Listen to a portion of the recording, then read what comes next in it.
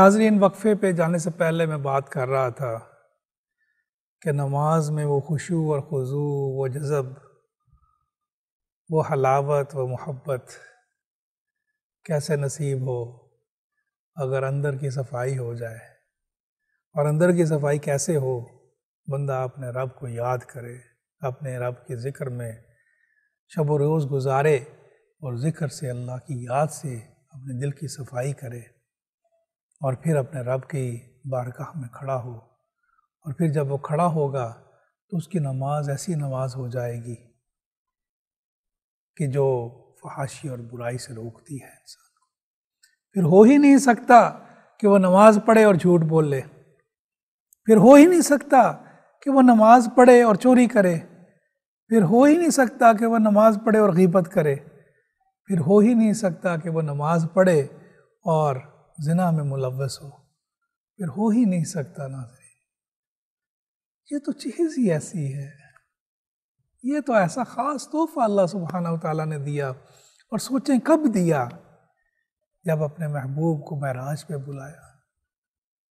دیکھیں نا، جب کوئی بہت قیمتی چیز دی جاتی ہے، کوئی خاص موقع پہ عطا کی جاتی ہے،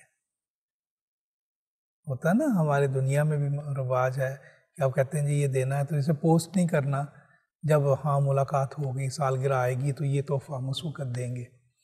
اللہ نے بھی یہ تحفہ معراج پہ عطا کیا رسول اللہ صلی اللہ علیہ وسلم کو۔ کیا حبیب، آپ تو سدرۃ المنتہا سے آگے آئے، تو یہ میرے بندوں کو بھی یہ تحفہ دیں کہ وہ بھی میرے ساتھ ایسے ملاقات کریں۔ نماز میں اللہ سے ہم کلام ہوتے ہیں ہم، اور رسول اللہ صلی اللہ علیہ وسلم کی حدیث جبرائیل ہے جس میں حضرت جبرائیل علیہ السلام انسانی شکل میں تشریف لائے تھے اور پوچھا تھا ایمان کے بارے میں، اسلام کے بارے میں، اور پھر پوچھا احسان کے بارے میں۔ تو رسول اللہ صلی اللہ علیہ وسلم نے فرمایا تھا کہ احسان یہ ہے کہ تم اللہ کی بندگی ایسے کرو، نماز ایسے ادا کرو جیسے تم اللہ کو دیکھ رہے ہو، اور اگر اس کیفیت کو نہیں پاتے تو کم از کم تمہارے دل میں یہ کیفیت ہو کہ اللہ سبحانہ وتعالیٰ تمہیں دیکھ رہے ہیں۔ یعنی کہ اب آپ خود سوچیں کہ مجھے پتا ہو کہ میرا رب دیکھ رہا ہے، تو میں کیا اچھے لباس میں نماز نہیں پڑھوں گا؟ کیا یہی ہوگا کہ میں گھر میں تو جیسے مرضی کپڑوں میں نماز پڑھ لی اور مسجد میں تیار ہو کے آئے، تو پھر اللہ کے لیے آئے کہ بندوں کے لیے آئے؟ کس کے لیے آئے؟ اللہ کے لیے آئے۔ اگر اللہ کے لیے آپ نماز پڑھ رہے ہیں تو اگر آپ خلوت میں بھی پڑھیں تو ویسی ہی نماز ہو، جلوت میں بھی پڑھیں ویسی ہی نماز ہو۔ رسول اللہ صلی اللہ علیہ وسلم نے فرمایا بربادی ہے اس شخص کے لیے جس کی نماز ایسی ہو کہ جب لوگوں کے سامنے ہو تو بڑی خوبصورت نماز ادا کرے، لمبی نماز ادا کرے، اور جب تنہائی میں ہو مختصر سی نماز پڑھے۔ یعنی کس کے لیے پھر ادا ہوئی وہ نماز جو اقبال کہتے ہیں ایک سجدہ جسے تو گراں سمجھتا ہے؟ وہ سجدہ جو محبت اور عشق میں ڈوب کے انسان کرتا ہے، اپنے آپ کو جب وہ کہتا ہے کہ میں سر رکھتا ہے زمین پر، تو واقعی اپنے ہر چیز کو سرنڈر کر دیتا ہے، اپنی انا کو بھی سرنڈر کر دیتا ہے، اپنے غرور کو بھی سرنڈر کر دیتا ہے، اپنی خواہشات کو بھی سرنڈر کر دیتا ہے، ہر چیز کو سرنڈر کرتا ہے اپنے رب کے سامنے۔ وہ نماز اس کا مزہ۔ اگر اس کے بعد بھی تکبر کا وہی بت رہنا ہے اور اس کے بعد بھی انا کا وہی عالم رہنا ہے تو کیا پایا اس سے؟ اس لیے اللہ سبحانہ وتعالیٰ فرما رہے ہیں قد افلح المؤمنون الذین هم فی صلاتہم خاشعون، کہ وہی نمازی جو کہ نمازوں کے اندر ایسی حلاوت پائے۔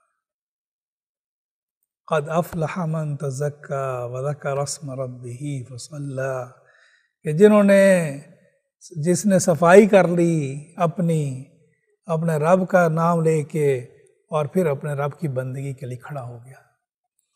بل تؤثرون الحیات الدنیا، لیکن تم تو دنیا کی طرف راغب ہو، دنیا کو زیادہ ترجیح دیتے ہو۔ بندو کیا ہو گیا؟ کیا ہو گیا کہ تم نے اپنے رب کے ساتھ دل کو جوڑا ہی نہیں. بل تؤثرون الحیات الدنیا والآخرۃ خیر وابقی، حالانکہ آخرت کا جو ٹھکانہ ہے وہ بہتر بھی ہے اور ہمیشہ کے لیے بھی ہے. اب دیکھیں نا، اگر مجھے کوئی کہے کہ آپ نے اس محل میں رہنا ہے اور یہ محل میں آپ کو ہم 2 گھنٹے کے لیے ہم یہ محل دیں گے، آپ 2 گھنٹے میں آپ اس محل میں رہیں، اور یہ ہے کہ ایک جھونپڑی ہے، یہ آپ کو ہمیشہ کے لیے ہم دے رہے ہیں، تو میں کس کا انتخاب کروں گا؟ ظاہر ہے چلو کم از کم ساری ہمیشہ کے لیے ایک چیز تو ملی. تو اللہ سبحانہ و تعالیٰ کیا سمجھا رہے ہیں؟ سمجھا رہے ہیں کہ ایک تو تمہیں وہ ہمیشہ کے لیے وہ چیز عطا کی جائے گی، اور دوسری اس سے بڑی بہتر ہوگی، اس سے بہت بہتر ہوگی.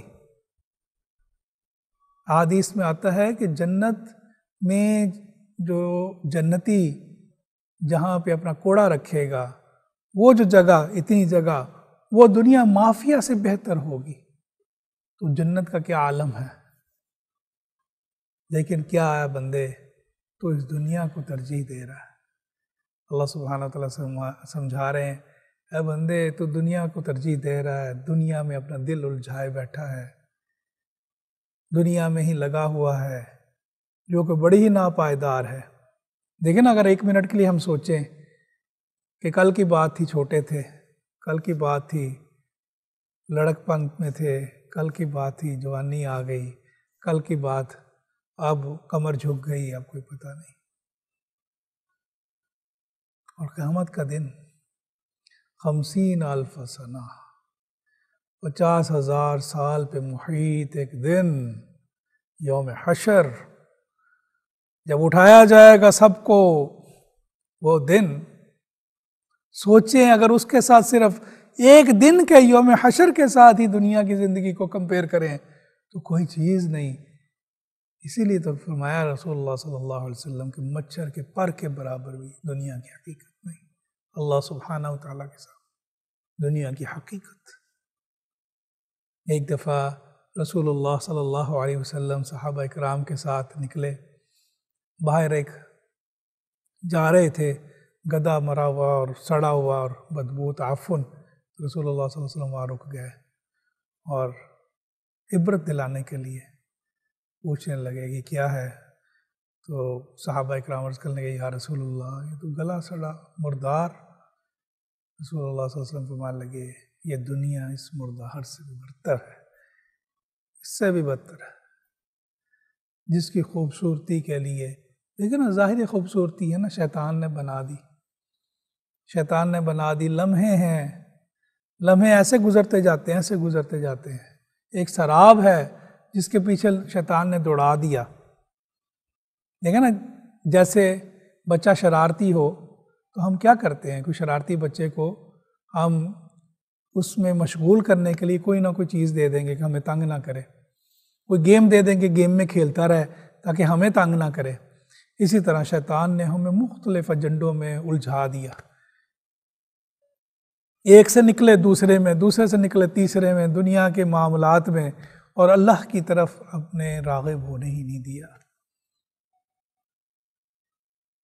اور حقیقت کو دل پہ واضح نہیں ہونے دیا کہ بھئی آخرت کی تو زندگی جس کے لیے تو اتنا دن رات. اب سوچیں کہ اگر ہم علم حاصل کرتے ہیں، اگر کوئی حصول علم، ظاہر ہے عموماً ذہن میں یہی ہوتا ہے کہ یہ ڈگری لیں گے اس سے اچھی جاب ملے گی. 15-20 سال اس کے حصول میں لگے اور اس کے بعد ایک اچھی جاب اور بات ختم ہو گئی. یعنی کہ زندگی کا ایک لمبا عرصہ ہم نے صرف اس لیے کہ ہم کریں گے، ہمیں وہ اچھا، چلو ہمیں اچھی نوکری مل جائے گی، اچھے پیسے اسودہ ہو جائیں گے. اسودگی آئی تو اس کے بعد کیا 2-4 سال بعد، ویسے تو زندگی کا کوئی پتہ نہیں، زندگی کا ویسے تو کوئی پتہ نہیں. لیکن میں ویسے سمجھانے کے لیے بات کر رہا ہوں کہ ہماری زندگی کے پیٹرن ہیں کیا. وہ اکبر اللہ آبادی فرماتے ہیں نا، کیا بتائیں احباب کارہائے نمایاں کر گئے، BA کیا، نوکر ہوئے، پینشن ملی، مر گئے. یعنی کہ زندگی تو اتنی مختصر سی ہے، اور اس چھوٹی سی مختصر سی زندگی میں اللہ سبحانہ وتعالیٰ کی یہ تو ہم سے ڈیمانڈ ہے ہی نہیں کہ ہم سارے کام چھوڑ کے تو اللہ کی یاد میں تسبیح پکڑ کے ایک کونے میں بیٹھ جائیں. اللہ فرماتے ہیں نہیں، تو دل دے دے مجھے اپنا، تو دل دے دے مجھے اپنا. جیسے بندہ کسی کی محبت میں گم ہو جائے نا، تو وہ کاروبار بھی کر رہا ہوتا ہے تو محبوب کی شکل پیچھے چل رہی تھی، محبوب پیچھے، محبوب ذہن کے اندر ہر وقت. تو اللہ فرماتے ہیں یہی حدیث مبارکہ جس میں اللہ سبحانہ تعالیٰ فرماتے ہیں کہ میں تمہاری شکلوں اور تمہارے جسموں کو نہیں دیکھتا، تمہارے دلوں کو دیکھتا ہوں، تمہارے دلوں کو دیکھتا ہوں. اپنا دل دے دے، بھلے تو کاروبار کر، بھلے ہم ہر کام کریں. دین، ہمارا دین جو ہے ناظرین، ترک دنیا نہیں، یعنی کہ ہم دنیا کو چھوڑ کے جنگلوں میں نکل جائیں اور کہیں جی بس اللہ کو یاد کرنا، اللہ کی محبت پانی ہے. اس کا طریقہ یہی ہے کہ بھی گھر بار چھوڑ دو، نوکری چھوڑ دو، بال بچے کا خیال چھوڑ دو. نہیں، دین یہ نہیں ہے. دین ترک دنیا کا نام نہیں، نہ ہی دین غرق دنیا کا نام ہے کہ نوکری اور اس چکر میں اللہ سبحانہ تعالیٰ کو بھلائے بیٹھے رہو. جاب کرے بندہ، محنت کرے بندہ، اپنی ذمہ داریاں پوری کرے، بلکہ رزق حلال کمانا ذات خود ثواب ہے، لیکن ہر وقت اس کا تعلق اللہ اپنے رب سے جڑا ہوا ہو، ہر وقت اپنے رب کے ساتھ جڑا ہوا ہو بندہ، اور ہر وقت اس کی نگاہ آخرت کی زندگی کے اوپر ہو، اس زندگی کے اوپر نہ ہو. ہر وقت وہ اپنی آخرت کی زندگی کی فکر میں لگا ہو، تو بھلے ہر کام. یہ تو ایسے ہی نا ناظرین کہ جیسے سمندر ہے، سمندر پہ کشتی ہے، یہ دل بھی تو کشتی ہے نا جی. اور اس کشتی میں اگر کشتی ہے تو کشتی میں کیا کریں گے؟ آپ 10 لوگوں کو سوار کر کے پار لگا دیں گے نا جی. تو یعنی کہ اگر آپ کا دل اللہ سے جڑا ہوا ہے تو نہ صرف خود ہدایت پہ ہوں گے، بلکہ آپ سے 10 لوگ اور ہدایت پائیں گے اور نجات پائیں گے. لیکن کیا کریں ہم؟ کشتی کے اندر پانی ڈال دیں، کشتی کے اندر پانی ڈال دیں تو کیا ہوگا؟ کشتی ڈوب جائے گی. اس دل کے اندر دنیا لے آئیں تو کیا ہوگا؟ بھول جائیں گے، وہ سبق بھول جائیں گے. وہ کہتے ہیں نا اقبال کہ باتیں کرتے ہو تم اپنے آبا کی، ان کے عروج کی باتیں کرتے ہو، تھے تو وہ آبا تمہارے ہی، پر تم کیا ہو؟ ہاتھ پر ہاتھ دھرے منتظر فردا ہو. تمہارا تو یہ عالم ہے کہ تمہیں ہوش ہی کوئی نہیں. وہ تمہارے آبا تھے، تمہارے بڑے تھے، جنہوں نے اپنے دل اللہ کی طرف لگائے رکھے. تو کیا ہوا؟ سائنس اینڈ ٹیکنالوجی آپ اٹھا کے دیکھ لیں، مسلمان سائنسدانوں کی ایک لمبی لسٹ آپ کو ملے گی. قرون اولیٰ، قرون وسطیٰ میں چلے جائیں، مسلمانوں کا وہ سنہری دور دیکھیں. کیا تھا مسلمان وہ تھا جو ہر فیلڈ میں آگے تھا. کیوں تھا؟ اللہ کے ساتھ اس نے تعلق جوڑا ہوا. اس لیے اللہ سبحانہ وتعالی یہاں یہ تنبیہ فرما رہے ہیں اور یہ بتا رہے ہیں کہ وہی کامیاب ہو گیا جس نے اپنا اندر سے صفائی کر لی. قد افلح من تزکا، جس نے اندر کی صفائی پا لی، جس نے اندر کی طہارت پا لی. اور اللہ سبحانہ تعالیٰ فرماتے ہیں ان آیات کے آخر میں کہ یہ نصیحت میں صرف تمہیں نہیں، اس سے پہلے جتنے بھی بنی آدم آئے، جتنے بھی میں نے صحائف بھیجے، ان میں یہی نصیحت کی کہ یہی سب سے بڑی نصیحت ہے کہ اپنے دل کو اللہ کی طرف جوڑ لو، اپنے اندر سے صفائی کر لو، اپنا تعلق اپنے رب سے بنا لو. ان هذا لفی الصحف الاولی صحف ابراہیم و موسیٰ. اس سے پہلے کے صحائف جو آسمانی کتابیں بھیجی گئیں، ان میں یہی بات تو درج کی تھی، یہی بات تو بتائی گئی تھی. وہی ابراہیم علیہ السلام کے صحیفے میں بھی بتایا، حضرت موسیٰ علیہ السلام کے صحیفے میں بھی بتایا کہ یہی تو کامیابی ہے تمہاری، یہی تو کامیابی ہے تمہاری۔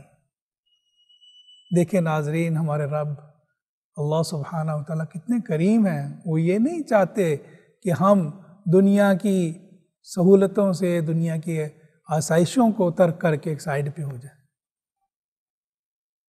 بڑی خوشی کے ساتھ دنیا کے آسائشیں استعمال کریں، بلکہ صحابہ اکرام، کئی صحابہ اکرام بہت امیر گزرے،